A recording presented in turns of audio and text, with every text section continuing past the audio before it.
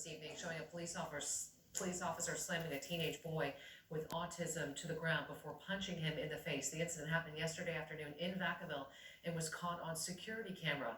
Fox 40's Melanie Townsend spoke to the teen's father and a neighbor who say they are shocked by the officer's actions, and we do want to warn you, some may find this video disturbing.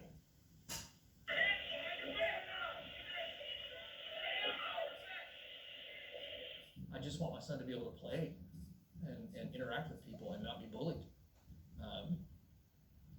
I was angry.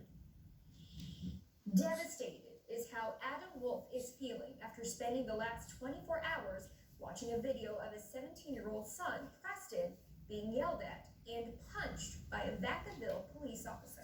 He's autistic and he has ADHD. He just loves being outside. He loves playing with people, with meeting new people, but we feel like now he can't do that.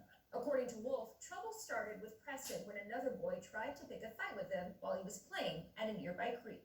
My son picked up a piece of metal or a metal pole off of the ground to defend himself. And I was told, he tells me, that a gentleman intervened. Preston then went to play with a close neighbor, unaware that police had been called and were searching for him. The police responded to what they were told, and this is what they tell me, the report of a stabbing. As the officer arrived and confronted Preston, things quickly got out of control. He confronted Preston, asked Preston to sit down.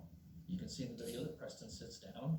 The police officer came over and threw his scooter and got in his face. Preston got scared, and that's when he got up, and the officer felt the need to throw him to the ground and then straddle him and punch him directly in the face. Yeah, it was the most horrendous thing I think I've ever witnessed from a police officer in my city. The scuffle was reported on Josh Bartholomew's security system and was witnessed by his 5-year-old son, who watched in horror. The officer at that time had an opportunity to de-escalate the situation, and he chose to escalate the situation in a manner that resulted in Preston, in my opinion, being assaulted. After being detained for an hour, officers brought Preston back home, bruised and terrified. On top of that, they tried to get him to sign a citation. Wolf has not been told if the officer who hit his son will face any repercussions, but is using this traumatic experience to show other officers how not to handle children on the spectrum.